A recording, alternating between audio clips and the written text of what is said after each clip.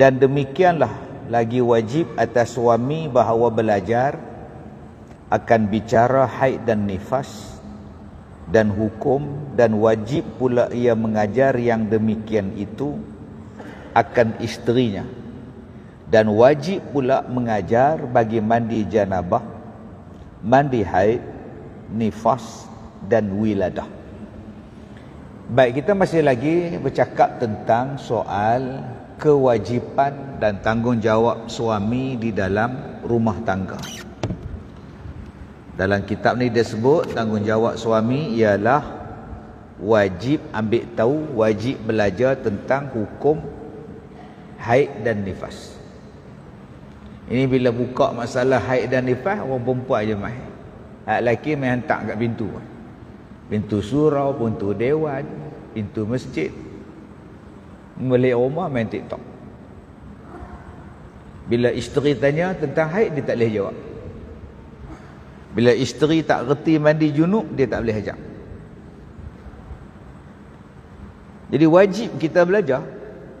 Haid tu berapa hari, sebanyak-banyak berapa hari, sependek-pendek berapa hari, warna dia lagu mana, ni darah ni warna apa, darah ni darah istihadah, darah ni darah fasad, darah ni darah haid.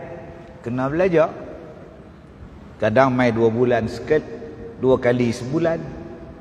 Ni darah apa pula ni? Bulan minggu lepas mai dah, minggu ni mai lagi. Darah apa ni abang? Suami dia jawab, mana aku tahu. Hang punya, bukan aku punya. Mana boleh jawab macam tu? Ya, sebab tu mana hak nak menikah ni, Kak Som, Kak Leha nak menikah, carilah laki hak reti mengajar. Jangan main rembat je. Tengok bulu dada jalan. Tengok naik mai bil, terima. Mai hukum tak reti nak buat.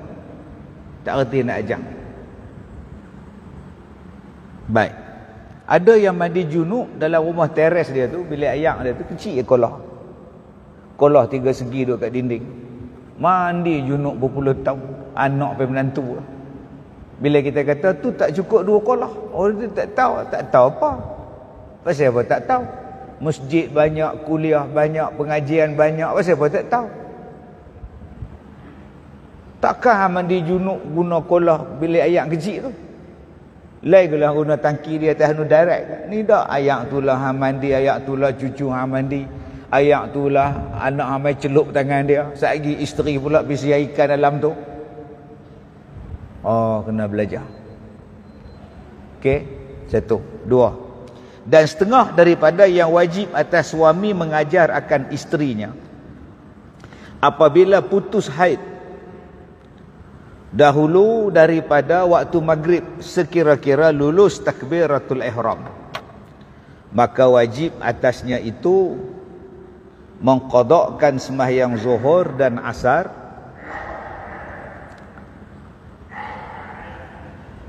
dan manakala putus darah haidnya itu dahulu daripada waktu subuh sekira-kira lulus takbiratul ihram, maka wajib atasnya qada sembahyang maghrib dan sembahyang isyak. Baik, di sini kena huraian betul-betul yang tuan-tuan duk baca pening kepala pula ni. Baik. Suami wajib belajar dan juga wajib mengajar isteri dia tentang, contoh dia bagi contoh di sini ialah tentang putus darah haid dahulu daripada waktu maghrib sekira-kira lulus takbiratul ihram, maka wajib ia mengqadakkan sembahyang zuhur dan asar. Baik, isteri dia bersih daripada haid. Tuan-tuan kena faham ni, putus haid di sini bukan menopause. Sekali tuan-tuan faham pula menopause, oh putus haid dah ha. Putus darah haid di sini maknanya bersih, suci daripada haid. Dah nak masuk maghrib dah. Bila dia masuk maghrib? Masih lagi di dalam waktu asar. Katalah kita maghrib tadi 7.26. 7.26 maghrib tadi. Dia cek tengok dia telah pun bersih haid. Bila? Dia cek tadi 7.15. Maka 7.15 tadi dia kena sembahyang asar. Pasal apa? Daripada 7.15 nak sampai 7.26, itu sekira-kira lulus takbiratul ihram. Maksud lulus tu apa? Sempat takbiratul ihram. Maka dia kena semayang asar dan dia kena qada semayang zuhur. Boleh faham? Jangan dia pula dia cek 7.15, dia kata kira halal. Dia terus mandi, dia sembahyang maghrib, asar dia tak buat, zuhur dia tak buat. Maka hukum dia meninggalkan sembahyang. Sebab itu waktu bersih tu kat som kena tengok betul-betul. Zaman Rasulullah dulu ada isteri Rasulullah, orang perempuan ni malam-malam bawa pelita tu pi ke rumah Siti Aisyah, pi tanya kepada Siti Aisyah, ni kami ni boleh sembahyang ke tak? Dia tak tunjuk tu, ni hak jenis kain lagu ni, warna lagu ni kami boleh sembahyang. Malam-malam mai ketuk pintu nak tanya hukum. Punya ambil berat. Sebab Allah Ta'ala sebut dalam Quran kan, qul inna salati wa nusuki wa mahyaya wa mamati lillahi rabbil alamin. Katakanlah sesungguhnya sembahyangku, hidupku, matiku, ibadatku hanyalah untuk Allah. Maka kerja mereka ni ialah fikir nak buat ibadat. Fikir nak buat ibadat. Tara ni macam mana nak sembahyang? Benda ni boleh sembahyang ke tak? Itu tujuan hidup ialah untuk ibadat. Maka pemikiran mereka ialah macam mana nak buat ibadat. Cari jalan macam mana nak buat ibadat. Ada orang tanya, Rasulullah ni menikah ramai, gatal. Rasulullah ni gila, seks lapar, kata pada Nabi pasal menikah banyak.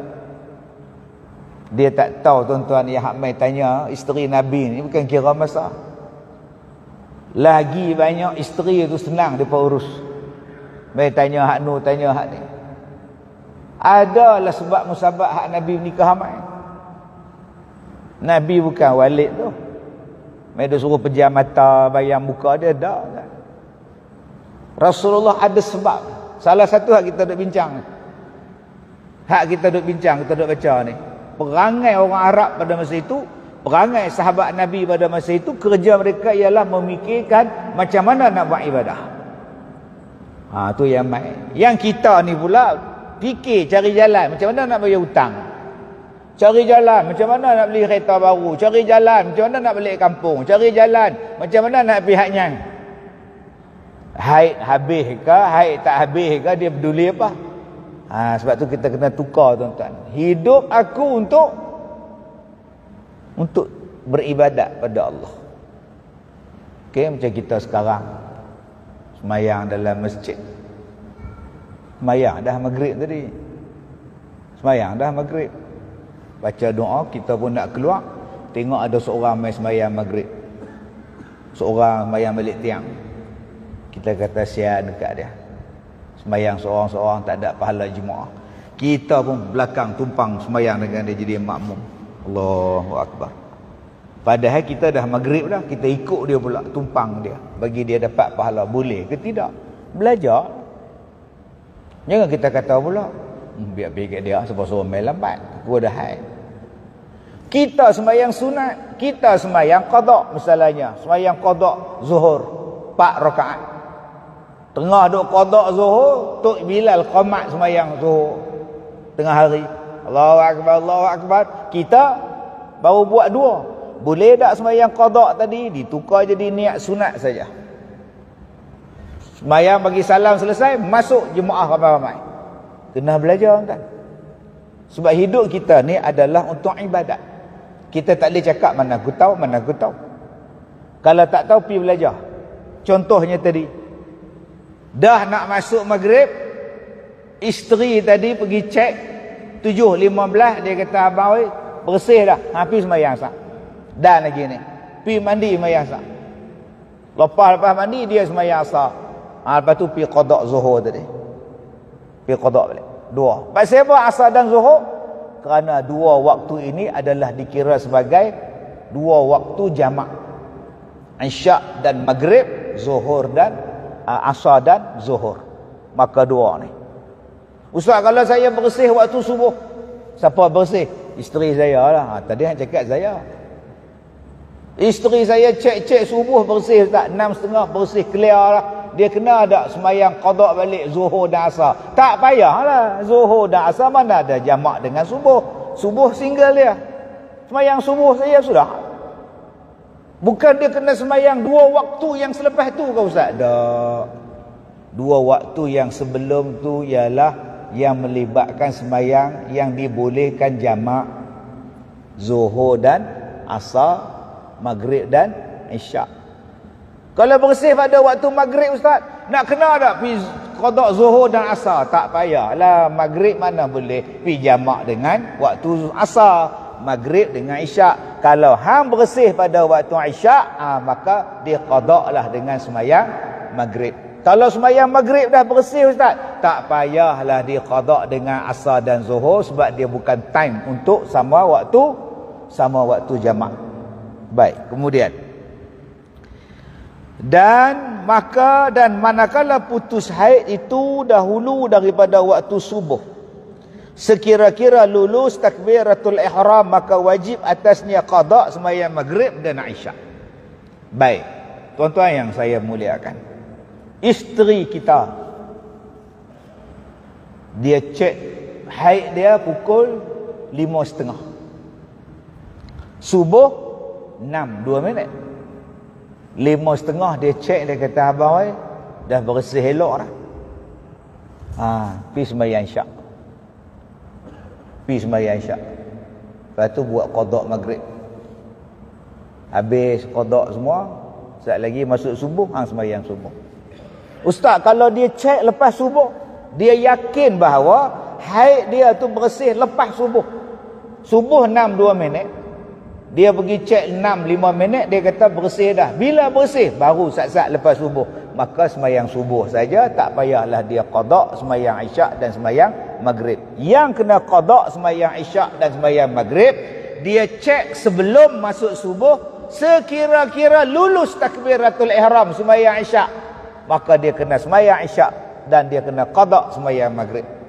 Tapi kalau dia cek lepas subuh, baru dia yakin bahawa haid dia bersih selepas subuh, maka dia hanya sembahyang subuh sahaja. Sebab tu saya katakan tadi, kita sebagai suami kena ambil berat. Tanya pada isteri, dah berapa hari haid? Takkan abang tak kira? Mana nak kira, ramai 4 orang, tak boleh nak ingat dah. Awak nak faham, tak faham sudah tak. Tanya isteri, berapa hari dah haid? Hari ni hari ke-7 dah abang. Hari ke-7 tu cek tengok. Dah cek dah tadi dah, ada keruh lagi. Keruh tak apa. Lah keruh tukar penggalan hulu nama dia. Tak mana faham, tak faham sudah tak. Dia kata dia keruh je tak? Keruh tu tak bersih lagi. Saat lagi dia cek pula lepas sembahyang maghrib. Umpamanya. Cek lepas maghrib 7.35 dia cek, dah putih dah abang. Kapas ni bersih dah. Tak ada apa dah. Pergi sembahyang maghrib. Pasal apa? Pasal hang bersih selepas maghrib, maka sembahyang maghrib. Zuhur dengan asar tadi tak payah buat. Tapi kalau dia cek sebelum maghrib, sekira-kira lulus takbiratul ihram sembahyang asar. Contohnya tadi saya sebut, dia cek pukul 7.15. 7.15 abang dah putih dah kapas saya ni abang. Kalau gitu sembahyang asar dan pergi sembahyang qada zuhur. Jadi yang penting ialah tuan-tuan, kita sebagai suami kena tengok isteri kita. Dia bersih bila waktu, cek dia. Tengok dia. Bukan kita kata tu kamu punya hal, tu kamu punya pasal, abang tak campur. Abang banyak lagi urusan ni. Ni Perak tarik diri, Kedah tarik diri, Pahang tarik diri ni. Abang duk fikir ni bola depa tarik diri ni. Tak ada faedah langsung duk fikir tu. Baik fikir masalah isteri kita, anak dara kita.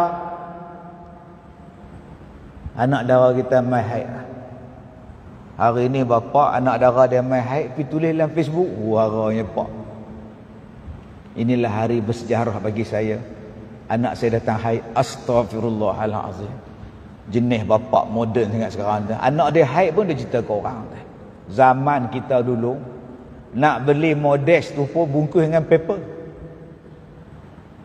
Nak beli modest tu, pergi tulis, pergi bukui.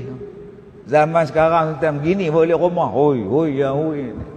Zaman kita dah terlalu open sangat dah. Open sangat, tapi tak belajar di dalam bab haid, dalam bab bersuci dan sebagainya. Baik. Jadi ingat balik pelajaran kita. Yang pertama sekali, bila isteri haid dan dia nak suci daripada haid, kita sebagai suami tanya dia, dah suci ke belum? Cek sekarang. Dah 7 hari dah 8 hari dah. Okey, tengok yang pertama, tanya dia. Yang kedua, cuba cek bilakah tarikh dia bersih, bilakah berhenti haid dia. Tengok sebelum atau selepas masuknya waktu. Ini perkara yang penting. Kalau dia bersih sebelum waktu subuh, tak masuk lagi subuh, walaupun pukul 5.30 pagi dia bersih, pergi mandi, pergi sembahyang isyak, pergi qada maghrib. Tapi kalau kita cek, dia cek 5.30 tak bersih lagi, 6 pun tak bersih lagi, 6-10 minit baru bersih, memadailah dia sembahyang subuh terus, tak payah lagi untuk qada zuhur, maghrib dan isyak. Okey, mandilah, jangan tak mandi pula. Begitu juga dengan maghrib tadi. Kalau isteri kita cek dia bersih selepas daripada maghrib, confirm, dia yakin sebelum maghrib tadi dia tak ada, dia confirm bahawa dia ada haid, dia hanya bersih selepas maghrib, maka sembahyang maghrib sajalah. Tapi kalau dia cek sebelum maghrib, yakni pada waktu asar, belum masuk maghrib dan dia sudah bersih, maka dia kena mandi, dia kena sembahyang asar dan dia kena sembahyang zuhur qada. Kalau dia cek pada waktu zuhur, dia bersih pada waktu zuhur, pukul 2.15 dia cek dia dah bersih, sembahyang zuhur saja, jangan dia qada pula dengan subuh, sebab zuhur dan subuh bukan waktu qada, bukan waktu jamak. Jangan kak leha pula dah bersih waktu zuhur, pergi ambil pula dua waktu yang sebelumnya, subuh dan isyak. Mampu Nah ingat ni kak leha, kalau bersih waktu zuhur saja, kalau bersih waktu maghrib saja. Baik. Dan apabila mengajar oleh suaminya dengan segala hukum yang tersebut, maka tiadalah harus bagi isteri itu keluar belajar yang demikian. Baik, kalau suami dah mengajar benda fardu ain, ni masalah ni apa ni? Benda fardu ain, dia bagi contoh masalah haid. Okey, dia bagi contoh masalah haid. Tapi yang kita kena faham, suami dah mengajar segala hukum fardu ain. Bab semayang dia dah mengajar, bab puasa pun dia ajak dah, bab haji pun dia dah ajak dah. Pak siapa dia ajak Ustaz? Suami dia, pengendali kursus haji. Dia ajak siap-siap dia apa? Suami dia ni memang alim, dia ajar semua dah. Maka isteri tadi, tidak harus bagi isteri tadi keluar daripada rumah untuk menuntut ilmu. Sebab tu Kak Nap, kalau kita tengok satu makji tak keluar rumah, kita doa, ajak dia makji, oi, jomlah pergi masjid, ada ustaz mengajar. Tak apalah, saya duduk rumah sudahlah. Jadi jangan kita mengata kat dia, apa ni orang ajak mengaji pun tak mau pi apa ni. Tu sudah apalah. Pandang baik, suami dia dah ajar dia, suami dia dah cerita pada dia dah, maka dia tak payah keluar dah. Tetapi jika tiada isteri tadi, jika tiada ia mengajar akan yang demikian, maka haruslah bagi isteri itu keluar. Kalau suami tak ajar, suami tak ajar, tanya bab haid tak tahu, tanya bab apa pun tak tahu, tanya bab semayang pun tak tahu, apa pun tak tahu dan tak ajar pun, maka isteri tadi boleh keluar tanpa izin suami dia. Sehari petang nak pergi masjid, ada kuliah muslimat, Ustazah Solehah mengajar, abang tak izin, awak tak izin pula ni mengaji bab semayang ni, jamak dan qasar. Orang baru nak start jamak ni, jamak apa, duduk rumah main handphone. Maka isteri tadi keluar saja dan tak jatuh nusyus, tak jatuh derhaka. Pak siapa hang keluar? Kan aku tak izin hang keluar. Pak saya abang tak mengajar saya, pak saya abang tak bagi ilmu pada saya wajib belajar. Maka wajib atas keluar tadi, keluar, wajib pula keluarnya, maka haramlah atas suami menegah akan dia. Haram suami itu tegah. Isteri nusyus, dah dia tak nusyus. Hang yang nusyus. Tanggungjawab kita ni bukan bagi beli beras. Tanggungjawab kita ni bukan bayar bil elektrik. Tanggungjawab kita ialah memberi makan isteri.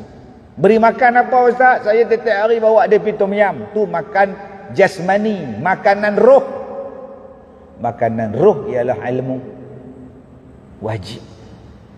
Dan harus bagi perempuan itu keluar kerana belajar ilmu yang terlebih daripada fardhu ain, melainkan dengan izin suami dia. Okey ustaz, kalau ilmu yang isteri tadi keluar daripada rumah bukan ilmu fardhu ain, macam mana ustaz? Kena minta izin suami. Contoh ada ustaz, pergi belajar tajwid, belajar fardu kifayah, membaca fardu ain, pergi minta izin suami. Kelas marhaban, pergi minta izin suami. Kelas tekad menekat, minta izin suami.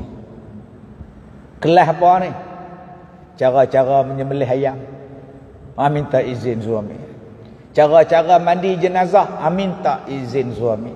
Yang tu bukannya fardu ain, tu fardu kifayah. Suami tak bagi. Bang, petang ni kami ada kursus mandi jenazah, minta izin. Tak boleh. Duduk rumah. Abang nak pergi mancing, hanya ke rumah. Abang ini mengaji, bang bab mandi mayat. Tak apa. Mandi mayat ramai tukang mandi. Ustazah Salihah ada, Ustazah Nadirah ada, apa masalah? Mak Gayah pun ada, Mak Som pun ada. Yang kata nak buat apa? Orang nak mengaji abang, aku tak izinkan. Tu saya cakap banyak. Dah duduk di rumah.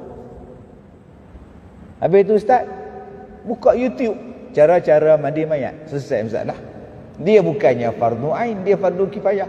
Orang nak masuk kelas marhaban, lelaki saya tak bagi, bukan wajib pun, harus je, bukan fardu kifayah pun, lagi kena minta izin. Ni ustaz, kami masuk grup nasyid ustaz, kumpulan taman bertam perdana ustaz. Bertam tak bertam, kena minta izin suami. Dia bukan fardu ain. Yang tak payah minta izin suami ni hak kuliah kita nak baca ni fardu ain ni, belajar bab rumah tangga ni, tentang nafkah, tentang semayang, tentang ibadat, tentang yang rosakkan amalan. Api suami tak izin ustaz, awak tak izin pula mengaji fiqh ni fardu ain, mengaji tauhid ni fardu ain. Siapa tak izin pula? Dia kata hak mengajak tu Ustaz Zamzam Al-Kazam, dia tak pergi. Dia tak suka dengan ustaz, aku suka hang. Jadi kalau saya pergi ke ustaz, tak berdosa. Dia larang ustaz, dia berdosa. Baik, kemudian maka adalah kebinasaan daripada jalan memberi nafkah yang melepaskan daripada harta yang haram itu sangatlah sedikit. Baik, tadi kebinasaan seorang suami ialah tak bagi ilmu pada isteri dia, tak bagi ilmu. Kebinasaan yang seterusnya ialah daripada segi nafkah. Apa dia? Dia kata banyaklah suami yang jatuh memberi nafkah pada isterinya daripada harta yang haram. Pasal apa? Pasal tak cukup harta yang halal, dia pergi ambil yang haram. Banyak tak ustaz? Banyak. Tapi suami saya rajin sedekah tak? Kan Nabi sebut la yuqbalu salatun, tidak akan diterima semayang, tidak sahnya semayang bighairi tuhur, melainkan dengan bersuci. Wala sadaqatun, dan tidaklah diterima sedekah itu min ghulul, daripada harta yang menipu. Tuan-tuan cari duit dengan jalan apa? Jual online. Produk apa? Produk tiruan, cilok punya. Yang mana pengilang asal tak bagi pun, tak beri kebenaran pun, tuan-tuan jual cilok. Buat kopi timbang kilo, bungkus serupa dengan kopi Al-Kazim. Ni banyak ni tuan-tuan ni. Kopi Al-Kazim saya tu pun orang cilok. Kotak dia, muka saya lagi sama orang. Rupanya produk timbang kilo. Dia bulan paket, bulan kotak, jual. Murahnya, murah. Beli-beli naik kerja manis makcik. Tu bukan kopi Al-Kazim. Jenuh repot tuan-tuan. Hari ni kita repot. Lagi banyak lepas repot. Astaghfirullahalazim. Ni penangan jualan online ni. Kita pula duk jual benda tu. Benda tiruan. Dapat duit beli beras, dapat duit beli nasi, dapat duit beli ikan bagi anak isteri makan. Haram. Ramai yang fail. Ramai yang fail dalam bab memberi nafkah. Sebab duit tak cukup. Kadang-kadang dia claim overtime, tak buat pun. Claim. Kadang-kadang dia mencuri. Kadang-kadang dia rasuah. Kadang-kadang dia menipu dalam sukat, dalam timbangan. Kadang-kadang dia menipu di dalam bab yang berbentuk perjanjian. Kadang-kadang dia beli hutang dengan riba. Kadang-kadang dia pinjam riba. Dia bagi isteri dia makan. Maka ramailah suami yang gagal. Melainkan apa? Melainkan sangatlah sedikit, melainkan seorang yang ada baginya harta pusaka. Yang mana ada harta pusaka, duit dia banyak, duit bapak dia dulu banyak, insya-Allah selamat dia. Cuma saya pesan pada tuan-tuan yang saya muliakan. Okey. Banyak yang saya jumpa bapak dia tua 70 tahun. Bapak dia menikah lain dengan mak tiri 60 tahun.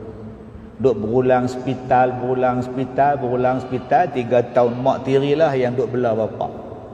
Bila bapak mati, anak-anak bapak langsung tak bagi harta pada mak tiri dia orang.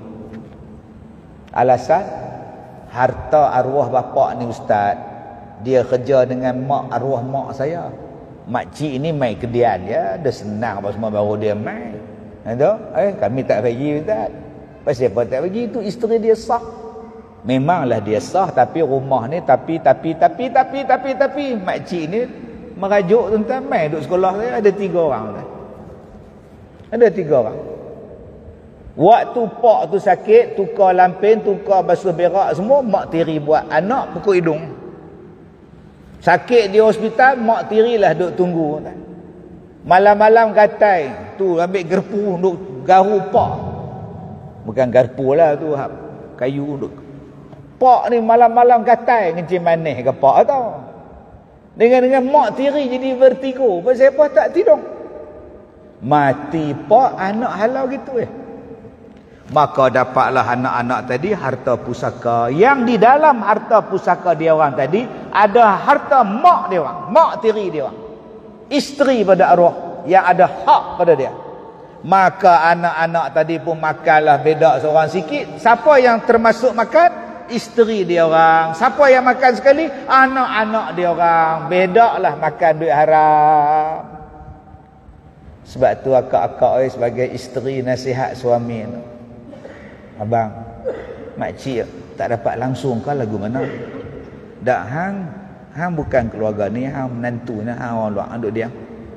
Memanglah saya menantu, memanglah saya orang luar, tapi abang bawa masuk hak luar tu dalam rumah. Duit inilah abang beli beras, duit inilah abang beli ikan, duit inilah abang beli santan semua yang duk jolok masuk dalam mulut saya ni, duit inilah. Kalau dapat duit haram yang bukan hak kita, la tubtilu la ta'kulu amwalakum bainakum bil batil. Baca ayat Quran sikit. Allah tak bagi kita ni makan harta sesama kita dengan jalan batil bang. Saya tak mau bang. Abang jangan duk bangga dapat yang nu, dapat yang ni. Mak ni duk teriak sekolah Ustaz Kazim. Ada 3 orang betul-betul duk perah. Waktu menikah tu perah sungguh. Mak tiri itulah yang duk basuh berak orang tua tu. Kena pula taik orang tua ni tuan-tuan, satu kampung bau. Mak dia cakap duk lap dia. duk suap makan, duk tunggu hospital. Anak-anak kan peduli. Kemudian bila mati, pak, langsung tak tengok mak tiri ni. Jaga ni kak. Selalu ni hak kita duk jumpa juga isteri yang duk hangat. Abang tak tanya tu bila nak pergi pusaka. Abang tak tanya tu. Adalah abang cuba tanya tengok. Abang kan tanya tengok. Padan dengan isteri tu pun. Tu namanya penasihat 25%. Tu suruh duk bagi abang masa apa. Kak leha duk lelok mulut kat leha. Ni benda ni akan menyusahkan kita di hari kiamat. Tuan-tuan cuba bayang kan. Di kepala Batah ni, di Betam, apa banyak supermarket. Tengok supermarket, Lotus ada, Aeon ada, Giant ada, Raksasa ada. Dulu Makro semuanya ada. Tuan-tuan beli sekampit, sebungkus tepung. Tuan-tuan beli sebungkus tepung, pergi bayar dekat kaunter cashier tu. Sat. Dia cek-cek bayar balik. Pak saya sebungkus. Cuba tuan-tuan bawa 4 troli. 4 troli tuan-tuan nak bayar dekat dengan cashier tu. Agak-agak berapa lama?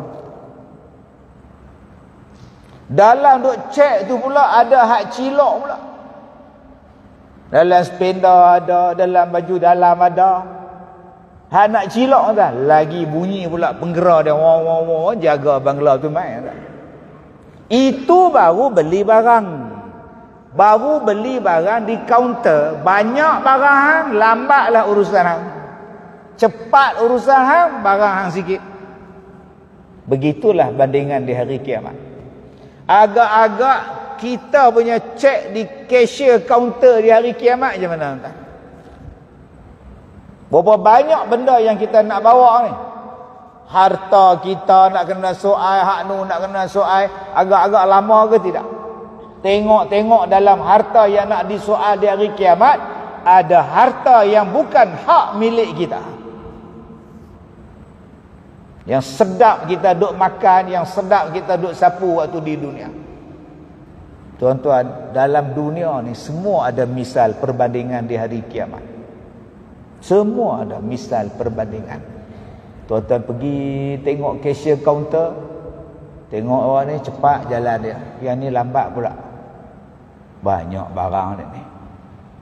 Tuan-tuan pergi ke airport, kalau semua selamat, besi tak ada, apa pun tak ada, jalan elok. Tapi kalau bunyi, cek, patah balik, cek, patah balik, tali pinggang dah dibuka, jam dah dibuka, pen dah dibuka, apa lagi nak buka ni? Duk bunyi ni. Ini waktu saya pergi Mesir dulu. Kawan saya masuk bunyi, keluar masuk bunyi, masuk balik bunyi lagi. Tak habis-habis lagi. Apa benda ni? Cenderung cek jenuh. Rupa-rupanya gigi palsu. La ilaha illallah. Dia buka gigi palsu, bola tu mula scan jalan. Baru tak bunyi lah. Hak jenis tu pula. Gigi palsu pun bunyi tak. Saya pergi ceramah di Australia. Waktu masuk okey, waktu nak balik Malaysia kacau. Tali pinggang, jam semua tak ada, gigi palsu apa tak ada. Jalan bunyi. Masuk balik bunyi, masuk balik. Sudah. Lalah dia tarik saya masuk dalam mesin bulat. Diri tengah-tengah mesin bulat tu duduk lagu tu. Dia pusing. Hak pramugari tengok, pilot tengok, celakui betul. Habis pusing tuan-tuan, pusing. Habis pusing dia keluar, dia main tunjuk. Pasti sah. Apa benda ni? Dekat dada saya ni ada warna hijau. Dia tanya saya, what's this? I'm not sure. I don't know. Dia tanya, nak jawab apa ni tuan-tuan? Nak jawab apa? Saya bukan hak warna hijau. Bukan tuan-tuan. Duk dalam badan saya ni ada warna hijau. Nak jawab apa ni? Benda dalam. Buka baju tunjuk mana ada apa? Benda di dalam. Takkan nak toreh kot. Baru saya teringat, saya kata, oh, this is my stand. I have 3 stand in my heart. Oh, ada 3 stand. Warna hijau rupanya stand tu bila masuk dalam mesin. Dia tanya saya pula, surat mana surat? Surat apa? Surat doktor pengesahan, awak ada stand? Astaghfirullahalazim, manalah aku teringat nak bawa. Sudah tuan-tuan. Tuan-tuan nak kata apa? Tak apa tuan-tuan. Setakat Australia apa masalah dia? Lagi pun kita nak keluar lah, lagi dia tak kacau. Tapi kena menjawab. Bayangkan tuan-tuan besok, hak di hari kiamat. Allah scan ni, tengok ni lagu apa nak ni? Harta hamai mana? Isteri kita pun dakwa pula. Ni hang makan beras haram ni. Tak tahu laki buat balik. Tak tahu apa, saya kerja masak. Alah, lepas masak main TikTok. Tak tahu apa, maknanya tak tahu apa. Tak tahu apa pula. Laki yang salah. Dia buat balik beras haram. Dia buat balik Milo haram. Allah panggil balik pun. Siapa yang bagi haram kat isteri hang? Ni Milo ni haram. Jadi darah daging. Ambil mana? Dah nak pergi kerja. Kono-kono simpang tu, lori ekonsif terbalik. Dah ambil 2 tin. Tu balik rumah. Pasal apa ambil? Imam 4 tin. Elok tuan. Dia kira imam. Imam 4 tin, saya 2 tin je. Elok. Berhati-hati tuan-tuan. Benda hak bukan hak kita, jangan gatal duk ambil. Orang letak pisang di masjid suruh makan, kita pederah 2 sikat. Bola harga motor hari Jumaat. Lapik dengan paper, tutup elok-elok, pula kain pelikat di atas. Pasal apa ya awak balik? Lainlah kalau dah habis dah, orang dah habis sembahyang. Ini orang baru nak mai. Jaga tuan-tuan. Nipu banyak sekarang ni. Lah dengan scam. Baru ni saya ceramah di mana kan? Mana sungai? Sungai Muda ke apa? Sungai Muda. Ada tu imam dia minta, ustaz tolong cerita sikit kelebihan ubat prostat yang ustaz jual. Bila masa saya jual ubat prostat tuan, bohong ya. Ada orang jadi ejen pula, ni ubat prostat ni ustaz Kazim duk jual ni. Ni daun sina, daun sana maki ni ustaz Kazim duk jual. Daun sana maki apa hang? Tak ada tuan. Yang paling banyak sekarang hak duk bohong, scam di dalam pelaburan. Dalam pelaburan, berhati-hati. Saya tak ada terlibat dengan mana-mana skim pelaburan patuh syariah. Kita duk buat benda-benda ni, duk bagi isteri kita makan, tuan-tuan, neraka tempat kita tuan. Melainkan kalau kita ni ada harta pusaka. Sebab itu tuan-tuan, saya suka bagi tahu pada tuan-tuan, kita ni ada harta bagus. Biar kita tinggalkan anak isteri kita dalam keadaan ada harta, daripada kita tinggalkan mereka tu papa kedana. Jangan kita ingat bila kita tinggalkan rumah, bendang, duit pada anak-anak isteri kita, lepas kita mati tak ada pahala. Pahala. Kita mati tu dalam tabung haji ada duit sikit, rumah ada 2 buah untuk mereka, tanah bendang ada lah sikit, supaya mereka tak merempat dapat pahala. Bukan tuan-tuan duk wakaf saja dapat pahala. Dah, hak tinggal pada anak pun dapat pahala, yang tinggal pada isteri dapat pahala, yang tinggal pada suami pun dapat pahala juga.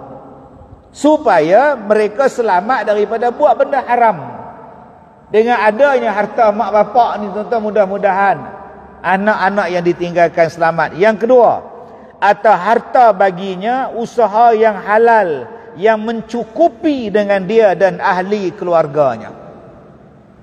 Kalau kita mempunyai pendapatan yang cukup, nak tampung isteri, nak tampung ahli keluarga, insya-Allah selamat kita dalam bab nafkah. Dan yang ketiga, ada baginya pula qanaah yang menegahkan daripada belanja yang berlebih-lebihan.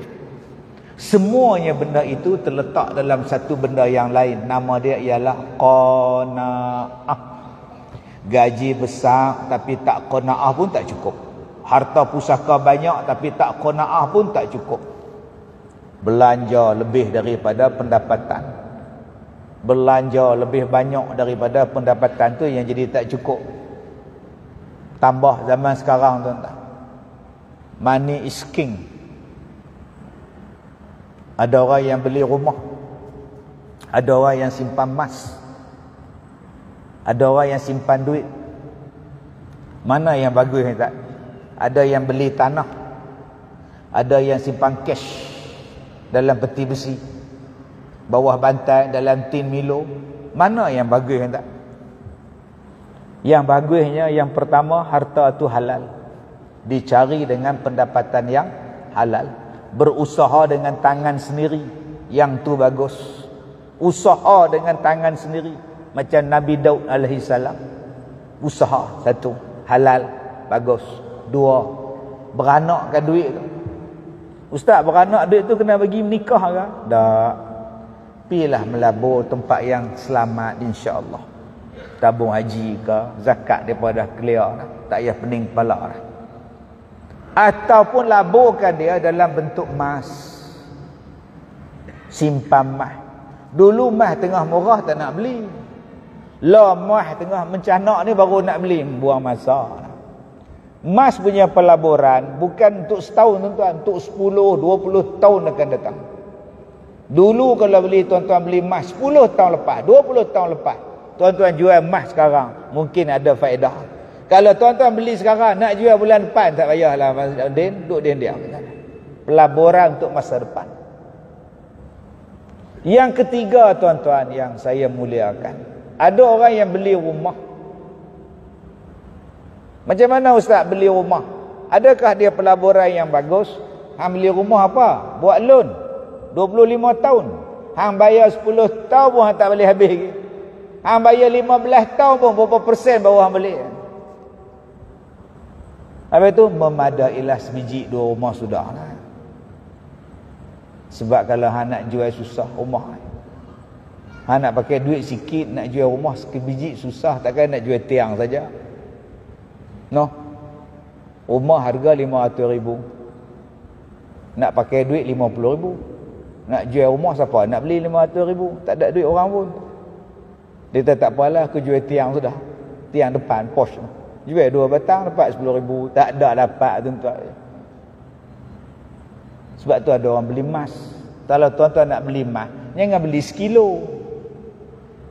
Nak jual sikit ambil gaji bulan dah. Beli 10 gram, 50 gram. Jangan beli sekilo pula. Ustaz-ustaz ni macam penasihat pelaburan emas. Tak cerita tak. Ni cerita pelaburan emas. Sekarang baru nak beli, silap. Nak tunggu berapa lama pula ni. Sebab tu ambil risiko. Pelaburan yang saya sebutkan tadi, tamu haji ke apa. Tapi ustaz, kawan saya dia melabur, dia masuk 10,000, dia dapat setiap bulan 1,000 tak? 3 bulan lah dia dapat. Betul? Tu yang dia ajak saya join tu. Dia punya duta dia PU apa tu. Sudah. Dia janji bagi 10% tak?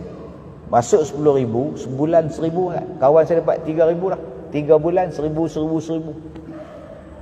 Dia bayar pada kawan abang tu pun duit dia sendiri. Dia masuk 10,000. Toke pelaburan bagi 1,000. Percayalah. Bagi 1,000 percaya. Bagi 1,000 bulan ketiga ada balance 7 lagi. Tapi dalam tempoh 3 bulan dia bagi ni, dia tarik orang lain. Dia tarik mak menakan, tarik tok menakan, tarik tok chair apa semua ni. Pakat masuk lah semua. Masuk 4 bulan dia bayar lagi. Orang pakat percayalah. Masuk 5 bulan dia tak dapat. Bukan dia tak dapat, hak tok chair, tok ngah, tok wan semua tak dapat. Inilah nama dia pelaburan skim cepat kaya. Memang dia dapat. Supaya dia tambah lagi. Sebab tu saya dah tengok sidang akhbar apa kata tadi, pelaburan puluh juta. Masuk tahun ni, masuk lagi tahun ni, masuk lagi tahun ni, banyaknya duit, subhanallah. Kita pula kata, kalau aku ada 40 juta aku tak melabur dah. Aku balik kampung duduk kepala batah duduk mata manggih, duduk menung dah lah, nak buat apa lagi 40 juta. Tu kata hang sekarang sebab tak ada 40 juta. Tapi kalau hang ada 40 juta, hang nak lagi 80 juta. Sebab tu kitab ni kata nak selamat qanaah. Macam mana nak jadi qanaah? Apa yang ada dah cukup. Macam mana nak jadi qanaah? Tak usah tengok orang hak lebih pada kita. Tengok orang hak bawah pada kita. Bila tengok orang hak lebih pada kita, helikopter. Kena pakai juga, kena beli juga. Dah habis dah kereta beli, caravan beli, camper van beli, kereta beli, sport car beli. Apa lagi tak beli? Helikopter. Lepas helikopter, jet. 80 juta jet.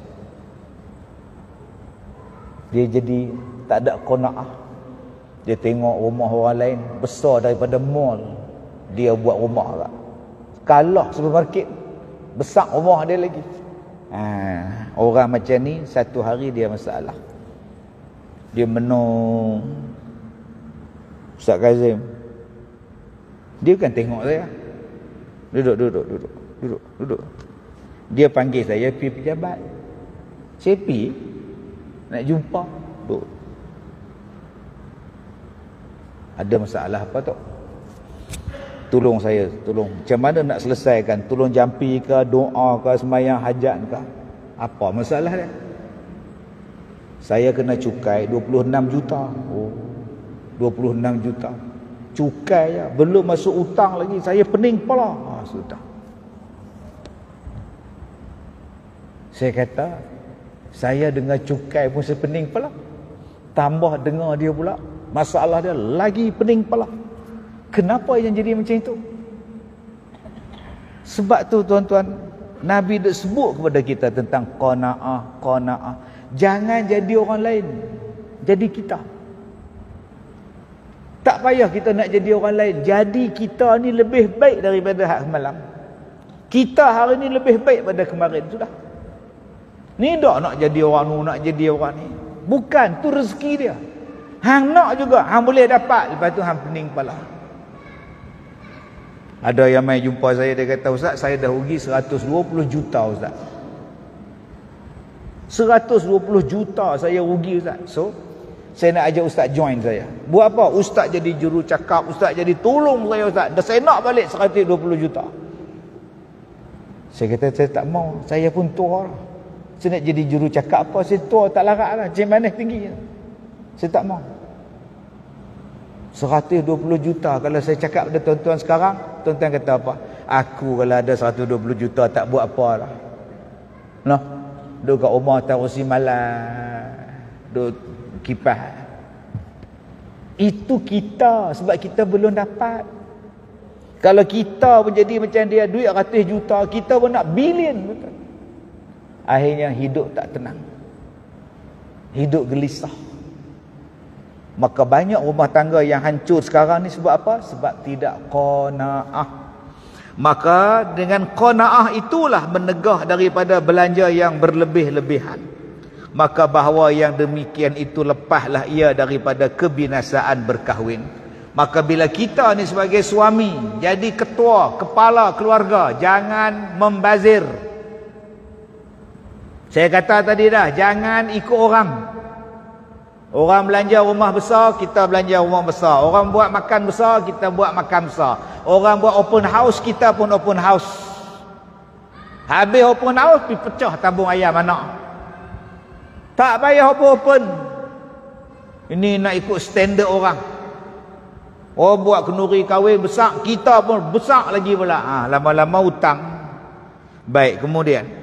Atau seseorang yang mempunyai kepandaian dan kuasa ia atas mengusahai yang halal daripada segala pekerjaan yang harus mengambil akan dia. Kalau dia mempunyai kreativiti, kebijaksanaan, ni jadi seni. Kerja ada tapi dia seni. Dia lukis lukisan, kita pun tak tahu dia ni lukis apa. Conteng sana, conteng sini, apa benda? Tengok-tengok 50,000 berapa? Orang beli pun tak ada. Kita kata ni macam gajah melukis kat Thailand, aku tengok. Tapi orang beli. Ada orang yang duk fikir, duk tengok. Hang tengok apa? Dia kata ni abstrak. Dia Ustaz pernah jumpa ke orang macam tu? Pernah. Saya pergi rumah dia. Di London. Orang kita, orang Melayu kita. Sipi kan tengok. Dia tanya kat saya, Ustaz nak? Tak kot, entah. Saya tak minat lukisan. Tapi saya tengok hidup dia. Lukisan sana, lukisan sini, lukisan pokok, daun, contiang-contiang. Ustaz nak kata kepala orang pun tak, kepala kuda pun tak. Dia kata, Ustaz, saya tanggung keluarga saya dengan menjual lukisan. Balik ke Malaysia buat pameran, orang pakak beli. Orang beli, ni harga ni berapa Ustaz? Kalau Ustaz nak 50 saya bagi. Ingat RM50. Kalau Ustaz nak 50 saya bagi. Tak payah kot. RM50 tak payah kot. 50,000 tak payah. Ni kebijaksanaan Allah Ta'ala bagi. Dia selamat daripada susah. Seperti apa? Mengambil kayu di hutan. Tuan-tuan jangan duk faham pula pergi ambil kayu ni, kayu api. Kitab ni tuan-tuan ni, lama kitab ni. Sekarang ni orang masuk di hutan, dia cari kayu apa? Kayu hutan buat bonsai.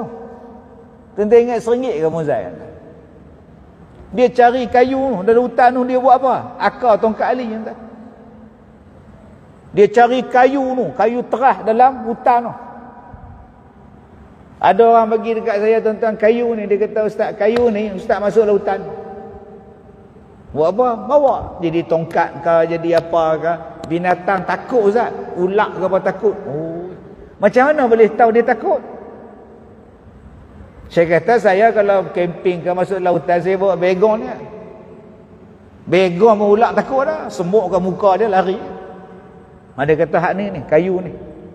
Ni kayu ni pantang dia Ustaz. Saya cium kayu dia. Cium lagu ni. Ustaz ambil kayu ni, Ustaz rendam. Ayak dia tu sapu ni. Sapu. Mana? Jadi kuat ke apa? Dah nyamuk tak ketip. Gitu. Kita ingat duk sapu kayu ni jadi badan tegak ke? Badan ke apa ke? Tak. Nyamuk tak ketip. Pasal apa? Bau kayu. Ni kepandaian kayu dalam hutan. Sebab tu tuan-tuan, orang yang biasa masuk hutan, dia tahu. Bukan setakat kayu api je, macam-macam jenis kayu tuan dalam hutan tu. Yang kedua, atau mengambil perburuan di hutan. Jenis rajin mancing, jenis rajin pergi cari perburuan, ataupun di dalam perbuatan yang tiada takluk dengan raja-raja. Raja-raja di sini maknanya pemerintah yang tak bersalahan dengan undang-undang. Pi buat kerja. Pi cari nak driver Grab ke, nak hantar makanan ke, nak buat apa untuk mencari cukupkan belanja isteri, belanja anak-anak. Kalau pendapatan asas tak cukup, kerja part time. Pi kerja part time. Sekarang ni berapa banyak orang yang kerja part time, driver kereta lah, kerja part time jadi apa nama bodyguard. Ada orang, 2 orang datang jumpa saya bulan lepas minta jadi bodyguard. Ustaz nak pakai bodyguard. Saya kata, kan dah kerja kan, tak apa cari hujung minggu, tak ada kerja apa, boleh bawa Ustaz. Saya jadi bodyguard, saya ada lesen semua Ustaz. Saya kata, saya buat dah, tak payahlah kot. Allah jaga saya. Ni, sekarang ni tuan-tuan, punya banyak kerja orang minta ni. Maka yang demikian itu lepaslah dia daripada kebinasaan berkahwin. Maka selamatlah dia. Jadi abang-abang kalau kita fikir lagu ni lah, nak nikah 2 tak jadi orang lah. No. Untuk fikir lagu ni punya susah lah, seorang cukup lah. Ni kita tak belajar bab ni, kerja nak nikah 2. Duk fikir, nyembang nikah 2, dia tak tahu tanggungjawab berat. Tapi kalau abang mampu, kalau abang ada duit, kalau abang ada kemampuan, silakan. Ni hak saya cerita, ni hak tak mampu. Spender pun mengikat dengan spin payah.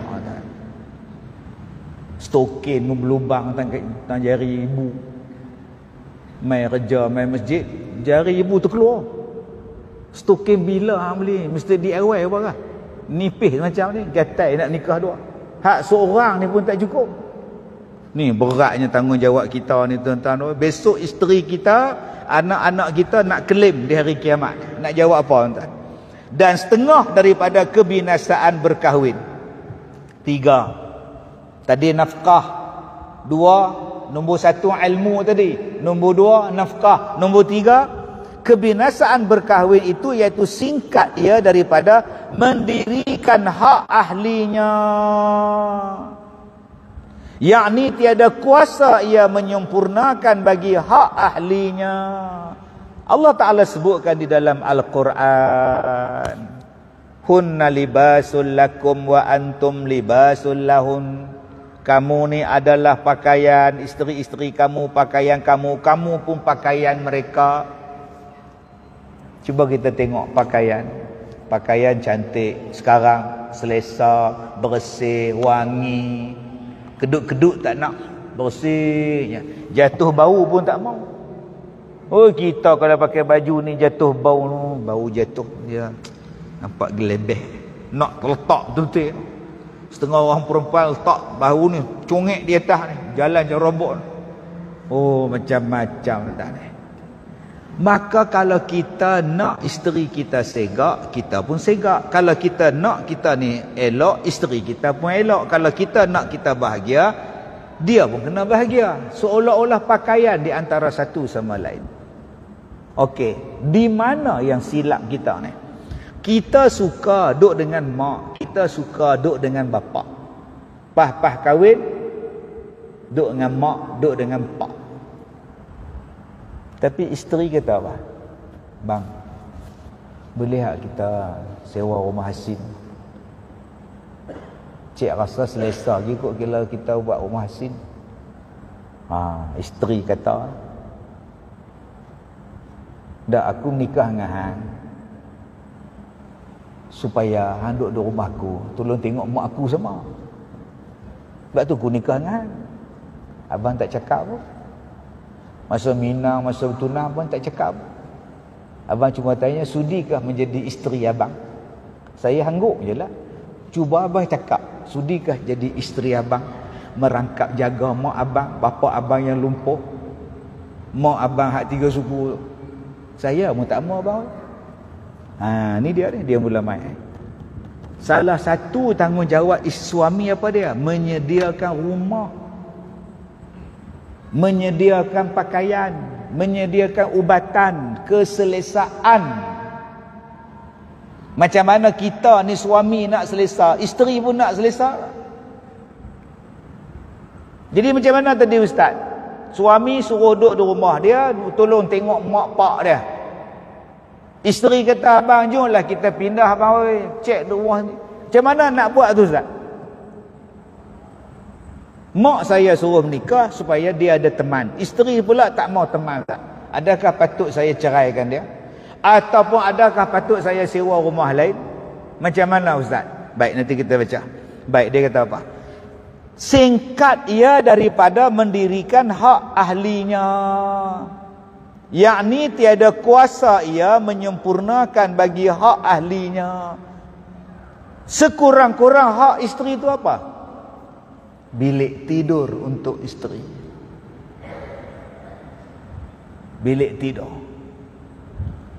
Tuan-tuan jangan duk ingat rumah macam Kasihan Selamat tu bilik tidur pun tak ada. Bawah rumah orang. Kasihan Selamat bukan contoh suami baik. Sekurang-kurangnya ada satu bilik untuk isteri. Dia nak mandi, dia nak tukar baju, dia nak tidur. Ni bilik tak ada. Ada bilik dia. Tapi bila mai raya, ipar pakak balik, abang pakak balik, isteri kita kena keluar. Mak kata pula, Leman oi, sekejap abang long hang nak balik, ngangkat long hang. Bilik hang tu ada aircon. Hang tidur kat luar lah dengan bini hang. Tak boleh mak, takkan nak suruh leha tidur kat luar tu. Ada sepupu sepapan semua ada nu ipak tu. Tak lah, abang long hang tu kerja Putrajaya. Hang kena faham lah, hang tu bertam jaya je. Tak apa nak berjaya. Abang takkan cik tidur di luar tu, ipak semua ada tu. Maka pada masa tu apa nak buat? Sabarlah. Tak boleh kata apa. Tak. Hotel banyak. Biarlah abang long hang tidur dalam bilik tu, hang pergi ambil hotel Sepah. Seri Malaysia ada, tak berseri tapi dia tidur. Pasal apa? Tu hak dia. Hak dia untuk tidur. Amboi takkan ustaz tak boleh tidur ramai-ramai depan TV tu ustaz. Boleh. Saat kita selak kain terbuka tudung dia. Takkan nak tidur pakai tudung kepala. Ingat ni drama ke? Kalau drama betul ialah duduk di rumah pakai tudung. Ni bukan drama, ni rumah sendiri, takkan nak pakai tudung lagi. Ambil lah saat 2 malam bagi dia tidur sana. Tak, kalau saya ambil saat lagi ustaz, mak saya terasa. Amboi sampai tak ada nak tidur hotel lah. Mak mulut cabui tak? Tak apalah mak oi. Ini hak dia, saya bagi hak dia. Yang mak tu pun padan pun dah bagi di hotel, tak apalah minta maaf lah. Mak buat lagu ni. Jangan dah kata pula tak tahu tengok tu. Adik hangpa tu. Lu ikut bini dia. Ikut bini dia tidur kat hotel. Tak tahu lah kata duduk pekat lemang kat hotel.